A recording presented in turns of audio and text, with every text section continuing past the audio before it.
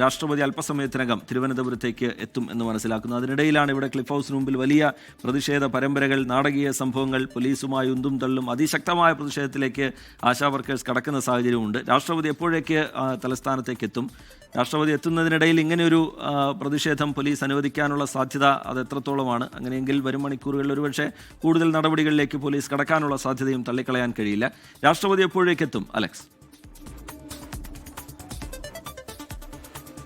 റിജിത്ത്, ശബരിമല ദർശനം പൂർത്തിയാക്കി രാഷ്ട്രപതി പത്തനംതിട്ടയിൽ നിന്ന് പുറപ്പെട്ടിട്ടുണ്ട്.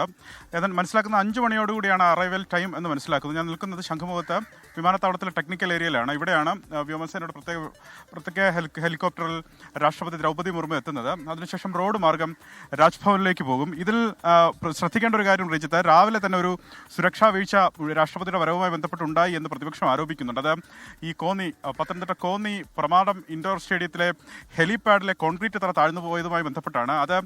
അതിന് കൃത്യമായ ഒരു മുന്നൊരുക്കം സർക്കാർ നടത്തിയില്ല, പോലീസ് നടത്തിയില്ല എന്ന ആരോപണം ഇതിനോടകം പ്രതിപക്ഷം ഏറ്റെടുത്തു കഴിഞ്ഞു.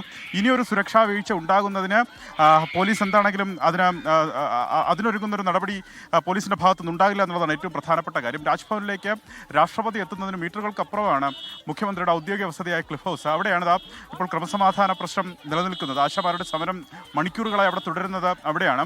ആശമാരെ ബലം പ്രയോഗിച്ച് അവിടെ നിന്ന് അറസ്റ്റ് ചെയ്ത് ആ റൂട്ട് ക്ലിയർ ചെയ്യാൻ പോലീസ് ശ്രമിക്കുന്നത് പോലും, അങ്ങനെ ഒരു ആക്ഷനിലേക്ക് പോലീസ് കടന്നതുപോലും രാഷ്ട്രപതിയുടെ സന്ദർശനവും രാഷ്ട്രപതി രാജ്ഭവനിലേക്ക് എത്തുന്ന പാത ആയതുകൊണ്ടുകൂടിയാണ്.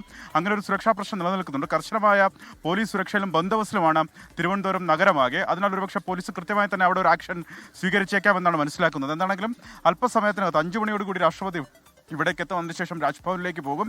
വൈകുന്നേരം ഗവർണർ ഒരുക്കുന്ന ചായ സൽക്കാരമുണ്ട്. ആ ചായ സൽക്കാരത്തിന് ശേഷം രാജ്ഭവനിൽ ഇന്ന് രാഷ്ട്രപതി വിശ്രമിക്കും.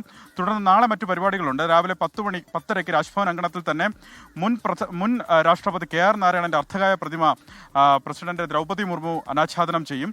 അതിനുശേഷം വർക്കലയിലേക്ക് പുറപ്പെടും. വർക്കലയിൽ ഉച്ചയ്ക്ക് 12:50 ശിവഗിരിയിൽ ശ്രീനാരായണ ഗുരു മഹാസമാധിയിലെ ശതാബ്ദി സമ്മേളനം ഉദ്ഘാടനം ചെയ്യും. അവിടെ മുഖ്യാതിഥി രാഷ്ട്രപതി ദ്രൗപദി മുർമു ആണ്. അവിടെ ഉച്ചയ്ക്ക് ശിവഗിരിയിൽ നിന്ന് തന്നെയായിരിക്കും ഉച്ചഭക്ഷണം. അതിനുശേഷം വൈകുന്നേരം 4:30 മണിയോടുകൂടി പാലാ സെന്റ് തോമസ് കോളേജിലെ പ്ലാറ്റിനം ജൂബിലി ആഘോഷത്തിൽ പങ്കെടുക്കാൻ രാഷ്ട്രപതി പുറപ്പെടും. തുടർന്ന് തന്നെ രാഷ്ട്രപതി ദ്രൗപദി മുർമു തലസ്ഥാനത്തേക്ക് എത്തും എന്നാണ് നമ്മൾ മനസ്സിലാക്കുന്നത്. അതിനിടയിലാണ് ക്ലിഫ് ഹൗസിന് മുമ്പിൽ വലിയ രീതിയിലുള്ള പ്രതിഷേധം ആശാ വർക്കേഴ്സിന്റെ ഭാഗത്തു നിന്നുണ്ടാവുന്നത്.